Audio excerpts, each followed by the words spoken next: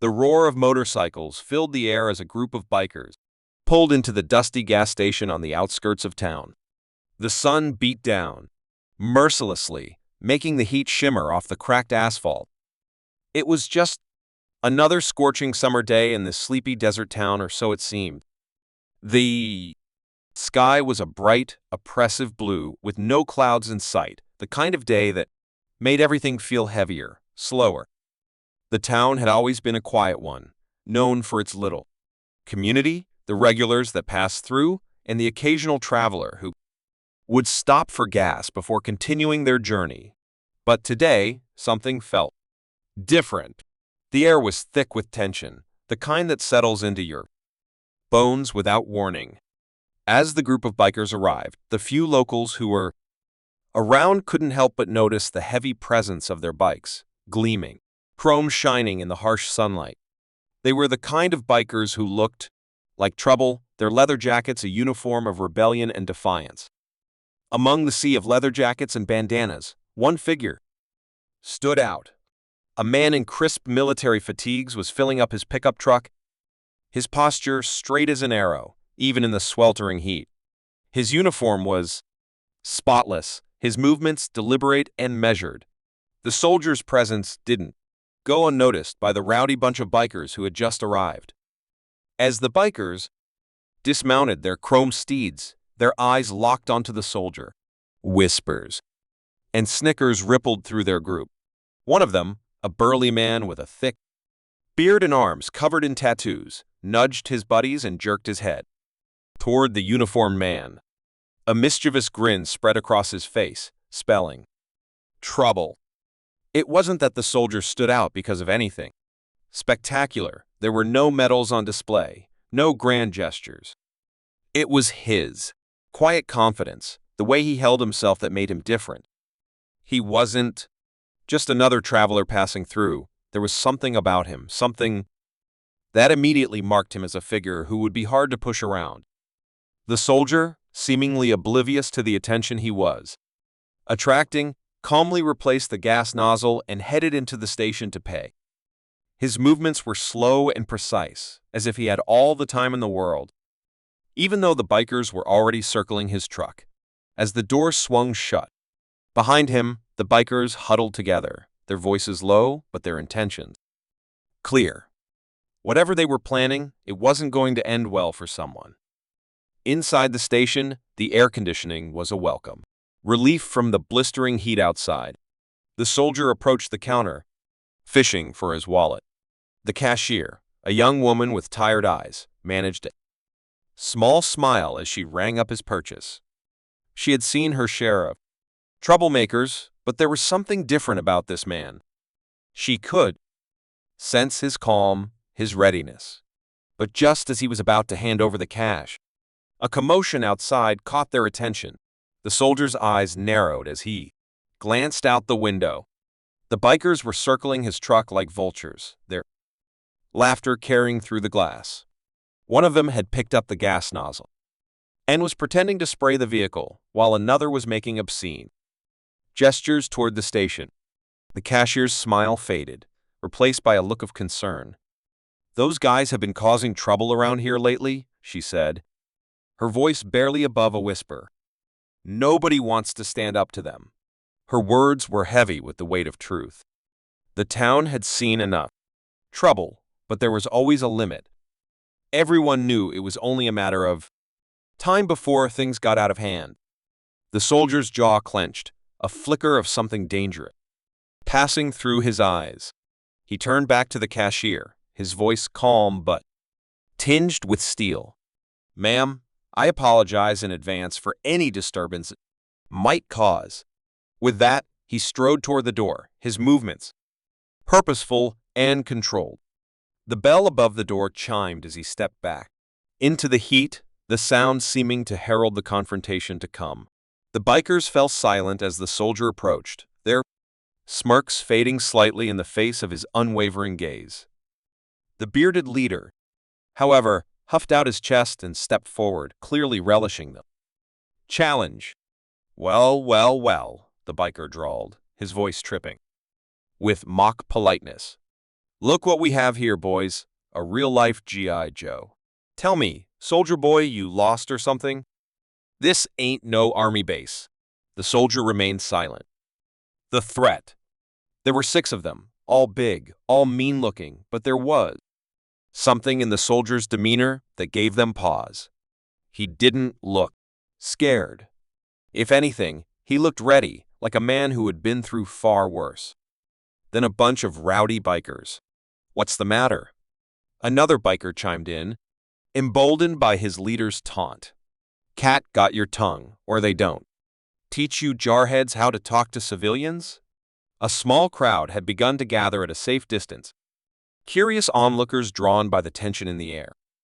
The cashier peered nervously through the window, her hand hovering over the phone, ready to call for help if things escalated. The soldier finally spoke, his voice low and steady. Gentlemen, I'm going to ask you once and only once to step away from my vehicle and leave this establishment. I have no quarrel with you, but I won't hesitate to defend myself if necessary. His words hung in the air for a moment, the threat implicit but clear. The bikers exchanged glances, some of them shifting uneasily, but their leader wasn't backing down. He took another step closer, invading the soldier's personal space. Oh, yeah? The bearded man sneered, his breath hot on the soldier's face. And what exactly are you going to do about it, tough guy? In case you haven't noticed, you're outnumbered. A tense silence fell over the gas station. The onlookers held their breath, waiting to see what would happen next. The soldier didn't flinch. He met the biker's gaze squarely, his voice calm but filled with a quiet intensity that sent a shiver down the spines of those watching. Numbers don't mean much to a man who's faced down insurgents in the mountains of Afghanistan, the soldier said softly. Now, I'll say it. One more time, back off. Something in his tone made the biker leader hesitate. The first time, a flicker of doubt crossed his face. But he was too deep in. Now his pride was on the line in front of his crew. He couldn't back down, without losing face. With a growl of frustration, the biker shoved the soldier hard, expecting him to stumble back. But the soldier didn't budge an inch. Instead, faster than anyone could follow, his hand shot out, gripping the biker's wrist in an iron hold. The biker's eyes widened in surprise and pain. He tried to pull away, but the soldier's grip was unyielding. The other bikers tensed, ready to jump in, but something in the soldier's eyes kept them rooted to the spot. Last chance, the soldier said, his voice barely above a whisper. Walk away now, and we can't all pretend this never happened. For a moment, it seemed like the biker might actually see reason. But then, with a roar of anger, he swung his free hand toward the soldier's face. What happened next would be talked about in that small town for years to come. The soldier moved with a speed and precision that left them onlookers gasping. In a blur of motion, he sidestepped the punch, using the biker's momentum against him. Before anyone could blink, the burly man was on the ground, face down, with the soldier's knee planted firmly in his back. The other bikers surged forward, but the soldier's voice cracked like a whip. Unless you want to join your friend here, I suggest you stay right where you are. There was something in his tone, a hint of the battles he'd fought and the things he'd seen that made them freeze in their tracks. This was no ordinary man they were dealing with. This was a trained warrior, someone who had stared death in the face and come out the other side. The bearded biker struggled beneath the soldier, his face red with exertion and humiliation. Get off me, you bastard! He snarled. The soldier leaned down, his words for the biker's ear alone. Listen carefully. I've given you multiple chances to walk away. Now, you're going to make a choice. We can end this here, and you and your friends can ride off and never come back to this town, or we can see how this plays out, and trust me, you won't like the ending. As the tension reached its breaking point, sirens wailed in the distance. Someone, probably the cashier, had called the police. The soldiers' gaze swept over the other bikers, daring them to make a move. In that moment, with their leader pinned and the law on its way, the fight seemed to go out of them. They backed away, hands raised in surrender. The soldier had won not just physically, but psychologically. As the police cars pulled into the gas station, kicking up dust, the onlookers began to murmur excitedly. They had just witnessed something extraordinary. A David versus Goliath moment that would become a local legend. But as the dust settled and the authorities took control of the situation, one question lingered in everyone's mind. Who was this soldier? And what would happen when the bikers inevitably sought revenge? The story was far from over, and the quiet town would never be the same again. The door swung open again, and a hush fell over the room. Group of men in leather jackets swaggered in, their eyes scanning the crowd. Before settling on Jack and Sheriff Hansen, the leader, a wiry man with a snake tattoo coiling up his neck, sauntered over to their booth. "Well, if it isn't the town's new guardian angel," he sneered, leaning on the table, enjoying his moment in the spotlight. "Enjoying your moment, soldier boy?" Jack remained calm, his gaze steady. "Just having breakfast. You're welcome to find your own table." The biker's eyes narrowed, but before he could respond, Sheriff Hansen spoke up. "Is there a problem here, gentlemen?" For a tense moment, it seemed like things might escalate. But then the biker straightened up, a cold smile on his face. "No problem at all, Sheriff. Just welcoming the newcomer to our little town." With a final glare at Jack, he and his crew found a table on the other side of the diner. As the normal chatter of the diner slowly resumed, Sheriff Hansen leaned in. "That's Viper, one of the higher-ups in the gang. He's bad news, Jack. You've put a target on your back." Jack nodded, his expression grim. "I figured as much, but I couldn't just stand by and do nothing." The sheriff sighed, running a hand through his thinning hair. "I understand, but this town is complicated. The bikers, they've got their fingers in everything. Some folks are scared, sure, but others are benefiting from the arrangement." Before Jack could respond, their waitress approached. It was Sarah, the cashier from the gas station. Her eyes lit up when she saw Jack. "Oh, I'm glad to see you're okay," she said, a slight blush coloring her cheeks. "After what happened, I was worried they might come after you." Jack offered her a reassuring smile. "I can take care of myself, but thank you for your concern." As Sarah took their orders and walked away, Sheriff Hansen watched Jack with a knowing look. She's a good kid. Her brother, though he's mixed up with the bikers. A lot of young folks are. They see the money, the excitement. They don't realize the cost until it's too late. The conversation was interrupted by a commotion from the bikers' table. Viper had a young man by the collar, his voice raised in anger. "You think you can just walk away? Nobody leaves unless the boss says so." Jack was on his feet in an instant, but Sheriff Hansen grabbed his arm. "Don't. This isn't your fight." But as the young man's frightened eyes met Jack's across the diner, Jack knew he couldn't stand idly by.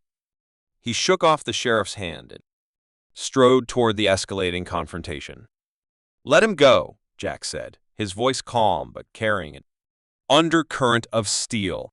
Viper turned, eyes blazing with fury and a hint of fear. "You again?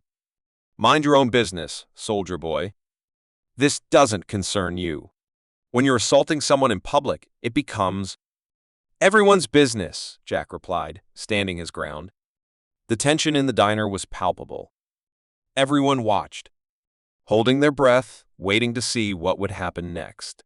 Viper's grip on the young man loosened, but his glare intensified. "You have no idea what you're getting into," Viper hissed. "This is bigger than you, bigger than this." Whole damn town. Before Jack could respond, Sheriff Hanson appeared at his side, hand resting cautiously on his holster. All right, that's enough, Viper. You and your boys need to leave now.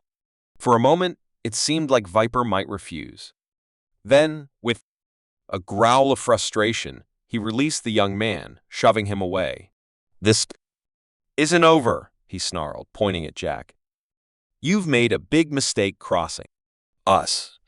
As the bikers filed out of the diner, the young man they'd been threatening approached Jack. His eyes were wide with a mix of fear and gratitude. Thanks, mister. I didn't know what to do. Jack studied him closely. He couldn't have been more than 20, with the lanky build of someone who'd recently hit a growth spurt. What's your name, son? Tommy, the young man replied, glancing nervously at the door. Tommy Carter. I got to go. Thanks again. As Tommy hurried out, Sarah appeared at Jack's elbow. Concern etched on her face. That's my brother, she said softly. What? What did they want with him?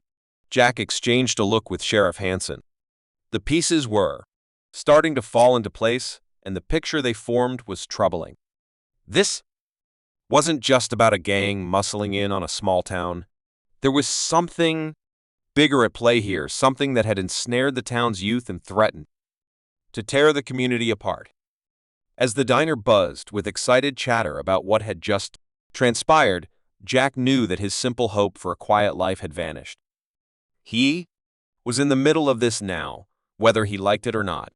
The question was, how deep did this go, and what would it take to put things right?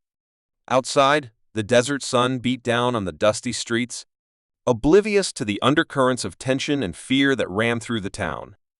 And somewhere out there, the biker gang was plotting their next move. The battle lines had been drawn, and Jack Reeves found himself at the center of a storm that threatened to engulf everything and everyone around him. The weeks following the diner incident were tense like the calm before a storm. Jack Reeves found himself walking a tightrope, balancing his desire to help the town with the need to avoid escalating the conflict.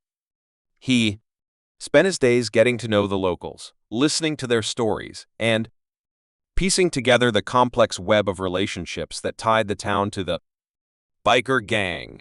Sarah became a frequent visitor to Jack's small rental house, bringing home cooked meals and town gossip.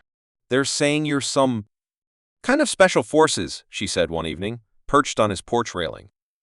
That you've got training none of us can even imagine. Jack smiled ruefully, his eyes distant. People like their stories. Truth is, I'm just a man who's seen too much and is trying to do what's right. But Sarah wasn't easily deterred. What about Tommy? Have you seen him? Jack's expression grew serious. He hadn't told Sarah about his suspicions regarding her brother's involvement with the gang not since that day at the diner. Sarah, I think Tommy might be in over his head. Before he could elaborate, the roar of motorcycles filled the air. A group of bikers thundered past Jack's house, their eyes locking on him as they rode by. It wasn't an accident. It was a message. The next day, Jack paid a visit to Sheriff Hanson at the station. The older man looked tired, the weight of the town's problems evident in the slump of his shoulders. They're getting bolder, Jack said without preamble. Whatever they're planning, it's coming to a head soon. Hanson nodded grimly. I know. We found one of our deputies beaten half to death last night. He was investigating some warehouses on the outskirts of town. Said he saw something he wasn't supposed to. Jack leaned forward, his voice low. What kind of something? Drugs? Weapons? Who knows? But it's big, Jack, Hanson replied. Bigger than anything this town's ever seen. As they talked, piecing together what they knew, a pattern began to emerge. The gang wasn't just terrorizing the town. They were using it as a hub for a much larger operation. And they were recruiting the town's youth. to do their dirty work. That night, as Jack walked home, he felt eyes on him from every shadow. The town that had seemed so peaceful when he first arrived now felt like a powder keg ready to explode. He quickened his pace, his instincts, from years of combat on high alert. He was almost home when a figure stepped out of the darkness. It was Tommy, Sarah's brother, looking nervous and strung out. "Mr. Reeves," he said, his voice shaky. I need help." Jack ushered him inside, checking the street before closing the door. "What's going on, Tommy?" The young man's story came out in a rush. He'd gotten involved with the gang for the money, but things had quickly spiraled out of control. Now he was in too deep and scared for his life. "They're bringing in a big shipment tomorrow night," Tommy said, his eyes wild, "at the old airstrip outside town. But it's not just drugs. There's something else. Something they're real nervous about." Jack's mind raced. This could be the break they needed to bring down the gang's operation, but it was also incredibly dangerous. "Tommy, I need you to stay here tonight. Don't tell anyone where you're not even Sarah." As Tommy settled into the spare room, Jack made a call to Sheriff Hansen. They agreed to meet at first light to plan their next move. But as Jack tried to sleep that night, he couldn't shake the feeling that they were missing something crucial. The next day passed in a blur of preparation and tension. Jack and Hansen gathered what trusted deputies they could, woefully outnumbered. As dusk fell, they set out for the old airstrip, the desert wind carrying the promise of violence. They arrived to find the place seemingly deserted. Old hangars loomed in the twilight, the shadows stretching across the cracked tarmac. Jack's instincts screamed that something was wrong. "It's too quiet," he whispered to Hansen. "They should be here by now." Suddenly, the night exploded into chaos. Bright lights flooded the air, temporarily blinding them. The roar of motorcycles filled the air as bikers seemed to materialize from every direction. In the center of it all stood the biker boss from the gas station, his face twisted in a triumphant sneer. Well, he called out. "Looks like the soldier boy brought some friends to our little party." Jack's mind raced. How had they known? Then it hit him, Tommy. It had been a setup from the start. As the bikers closed in, weapons glinting in the harsh light, Jack realized they were hopelessly outnumbered and outgunned. He shared a grim look with Hansen. Whatever happened next, it was clear that this was the moment everything had been building toward. The biker boss stepped forward, his voice carrying across the tarmac. "I gave you a chance to walk away, soldier. Now you're going to learn why nobody crosses us and lives to tell about it." Jack's hand hovered near his concealed weapon. Every muscle in his body was tense and ready. He knew that what happened in the next few moments would determine not just his fate, but the fate of the entire town. The air crackled with tension as both sides faced off, neither willing to make the first move. In the distance, a lone coyote howled its mournful cry, seeming to echo the dire situation. As Jack stared down the biker boss, his mind raced through possible scenarios, looking for a way out that didn't end in bloodshed. But deep down, he knew that sometimes peace could only be won through conflict. The biker boss's hand inched towards his jacket, where the outline of a gun was visible. Jack's fingers twitched, ready to draw at a moment's notice. The world seemed to hold its breath, waiting to see who would make the first move in this high-stakes showdown. The tension at the airstrip was palpable, with both sides poised on a knife's edge. Just as it seemed the situation would erupt into violence, the distant wail of sirens pierced the night air. The biker boss's triumphant sneer faltered for a moment, confusion flashing across his face. Jack's mind raced. He hadn't called for backup. Who could be coming?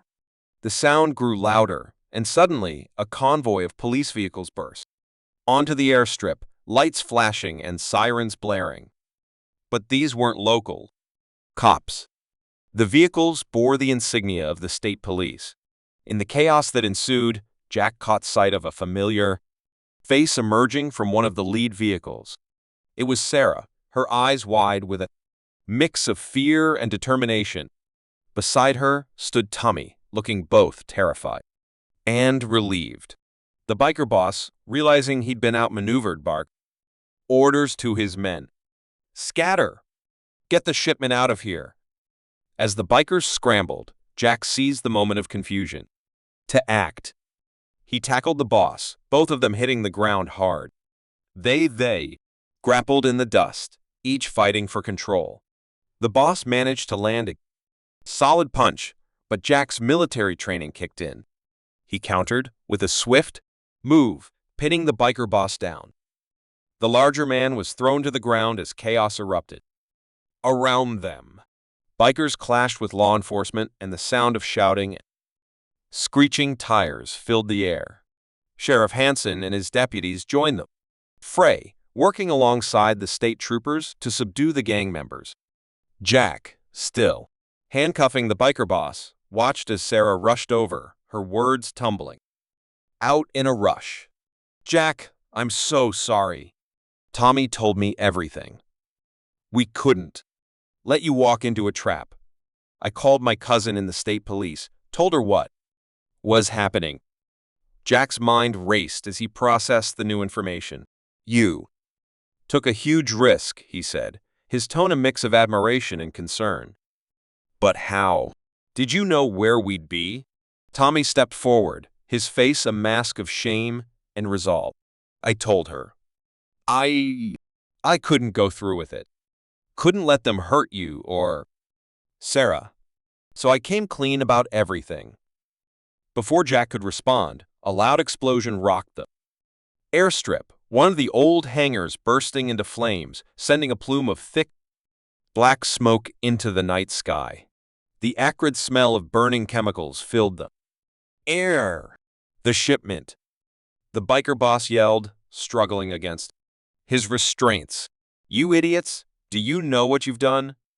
A state trooper rushed over, her face grim. "We need to evacuate the area now." That fire's not just from drugs we're picking up. Readings of some highly volatile compounds. This whole place could go up at any minute. As the evacuation order spread, Jack realized that the night was far from over. The fire was spreading rapidly, threatening to engulf the entire airstrip. And somewhere in that inferno was evidence that could bring down not just this local gang, but potentially a much larger criminal network. "Sarah, Tommy, get out of here. Both of you. It's not safe," Jack urged, his voice steady even in the midst of the chaos. He turned to the trooper, determination in his eyes. I'm going in. There might still be people trapped, and we can't let that evidence burn." Before anyone could protest, Jack was already sprinting toward the burning hangar. The heat was intense, the smoke thick and choking. He could hear voices shouting, calling for help, as he plunged into the smoke-filled building. Racing against time, Jack knew that he had only moments to act. The interior of the hangar was a maze of burning crates and twisted metal. Years of combat experience guided him through the chaos. He found two bikers trapped under a fallen beam and quickly worked to free them, urging them towards the exit. As he pushed deeper into the inferno, Jack spotted a large metal container partially obscured by flames. Something told him that this was what they had been looking for. He fought his way closer, the heat searing his skin even through his clothes. Just as he reached the container, a secondary explosion rocked the hangar. The roof groaned ominously, sections beginning to cave in. Jack knew he had only seconds to act. He grabbed what he could from the container, a laptop and a handful of documents, and turned to run. The scene outside the hangar was one of controlled chaos. Fire trucks had arrived, their crews battling to contain the blaze. Paramedics tended to the injured, while police secured the perimeter and rounded up the remaining gang members. As Jack emerged from the smoke, clutching his hard-won evidence, he was immediately swarmed by paramedics. Through the haze of activity, he caught sight of Sarah's relieved face and Sheriff Hanson's approving nod. But even as he handed over the evidence to the DEA agents, Jack couldn't shake the feeling that this was far from over. The biker boss's words echoed in his mind. What exactly had been in that shipment? And more importantly, who was really behind all of this? As dawn broke over the desert, casting a surreal glow over the smoldering airstrip, Jack knew that the events of this night had set in motion something far bigger than a small-town conflict. The battle might have been won, but the war was just beginning. In the days following the airstrip showdown, the small desert town buzzed with activity. State and federal agents combed through evidence, interrogating arrested gang members, and piecing together the extent of the criminal operation. Jack found himself at the center of it all, working closely with the authorities to unravel the complex web of corruption and crime. The laptop and documents he had retrieved from the burning hangar proved invaluable. They revealed a network far more extensive than anyone had imagined, implicating not just the local biker gang, but also high-ranking officials in neighboring states. The town had been merely a cog in a much larger machine of drug trafficking and money laundering. As the investigation progressed, Jack couldn't shake a nagging feeling that they were still missing something crucial. The biker boss, now in custody, maintained a smug demeanor despite facing serious charges. It was his ass if he knew something they didn't. One evening, as Jack pored over the evidence in Sheriff Hanson's office, Sarah burst in, her face flushed with excitement. Jack, Tommy remembered something. He overheard the boss talking about a failsafe, something hidden in the old mine outside town. Jack's instincts kicked into high gear. This could be the missing piece they'd been searching for. Within the hour, a team was assembled, and they set out for the abandoned mine. The desert night cloaked their movements as they approached the mine entrance. Jack felt the familiar tingle of anticipation he'd known so well in combat. Something big was waiting for them, he was sure of it. The team moved cautiously into the dark tunnel, their flashlights casting eerie shadows on the rough walls. Deep in the mine, they discovered a hidden chamber filled with high-tech computer equipment that seemed out of place in the rustic setting. Jack's eyes widened as he realized what they had stumbled upon: a command center, the nerve hub of the entire operation. As the tech experts got to work decrypting the systems, Jack noticed a small safe tucked away in a corner. Using skills he'd rather forget he possessed, he managed to crack it open. Inside was a single USB drive. The contents of the drive sent shockwaves through the entire investigation. It contained irrefutable evidence linking the criminal network to several prominent politicians and business leaders, some at the national level. The corruption ran deeper than anyone had imagined. But as Jack and the team reveled in their discovery, rumble echoed through the mine. The ground beneath their feet began to tremble. Realization dawned on Jack's face. It was a trap. The biker boss's failsafe wasn't just evidence, Jack shouted. It was a plan to bury it all along with anyone who discovered it. Everyone out now, Jack commanded, grabbing the drive and essential evidence. The team scrambled toward the exit as the tremors intensified. Rocks and debris rained down around them as they raced against time. Just as they burst out of the mine entrance, a massive explosion rocked the hillside, sending up a cloud of dust that blotted out the stars. As the team caught their breath, the magnitude of what they had just escaped began to sink in. In the days that followed, the full scope of their discovery came to light. The evidence they'd recovered led to a series of high-profile arrests that sent shockwaves through the corridors of power across the country. The small desert town found itself at the center of a national story, its name splashed across headlines and news broadcasts. As the dust settled, Jack found himself hailed as a hero not just by the townspeople but by a grateful nation. Offers poured in, book deals, speaking engagements, even a potential run for office. But as he stood on the porch of his small rental house, watching the desert sunset, familiar restlessness stirring within him, Sarah joined him, her presence a comforting constant amidst the whirlwind of recent events. "So, what's next for the town hero?" she asked, a hint of worry in her voice. Jack turned to her, a small smile playing on his lips. "You know, for the first time in a long while, I'm not sure. But I think I might stick around for a bit. This town's been through a lot. Might need me. Someone to help keep an eye on things." As they stood there, the desert breeze carrying the promise of a new chapter, Jack's phone buzzed with a message. It was from an unknown number, containing just 4 words, "It's not over yet." Jack's jaw clenched as he read the message. He thought this was the end, but it seemed the story was far from finished. As the sun dipped below the horizon, painting the sky in brilliant hues of orange and purple, Jack Reeves realized that his greatest battle might still lie ahead. But this time, he wouldn't be facing it alone. The sleepy desert town had changed him as much as he had changed it. Whatever challenges lay ahead, Jack knew that he had found something here worth fighting for. As the first stars began to twinkle in the darkening sky, he felt ready to face whatever came next, one day at a time. The mysterious text message weighed heavily on Jack's mind. In the days that followed, he debated whether to share it with the authorities, but decided to keep it to himself for now. Something told him this was a personal challenge, one he needed to face on his own terms. Life in the small desert town gradually returned to a semblance of normalcy. The national spotlight faded, leaving the residents to rebuild and heal.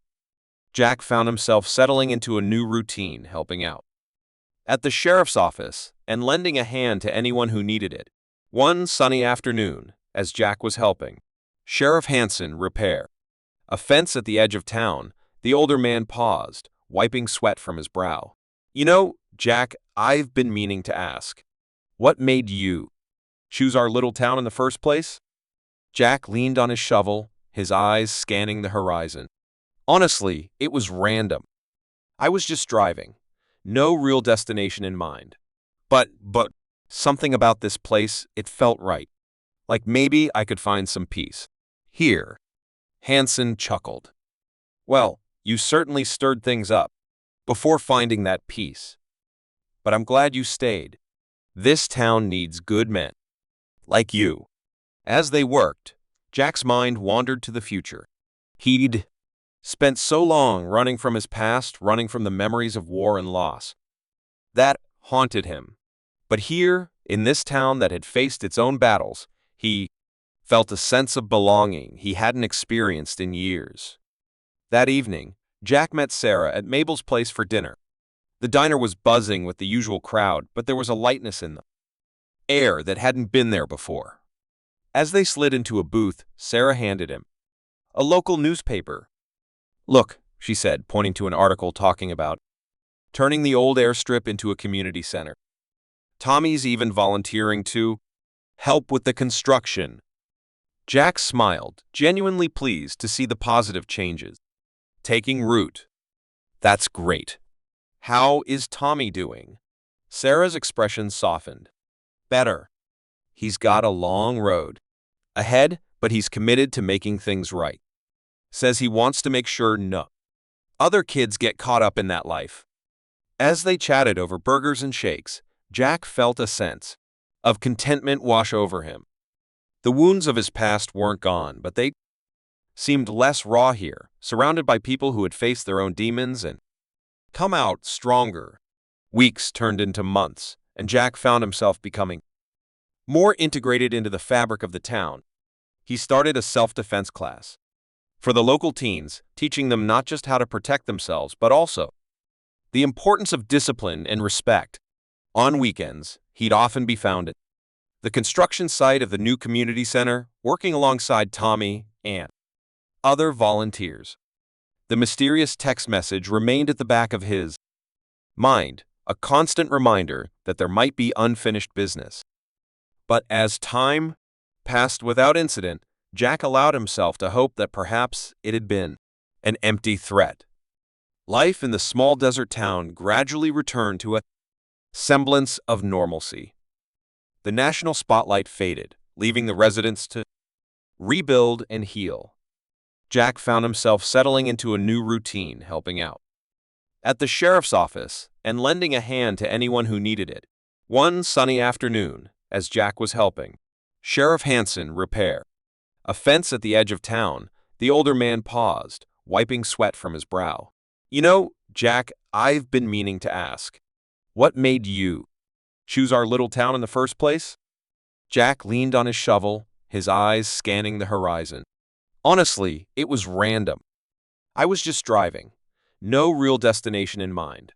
But something about this place, it felt right. Like maybe I could find some peace here." Hanson chuckled. "Well, you certainly stirred things up before finding that peace. But I'm glad you stayed. This town needs good men like you." As they worked, Jack's mind wandered to the future. He'd spent so long running from his past, running from the memories of war and loss. That haunted him.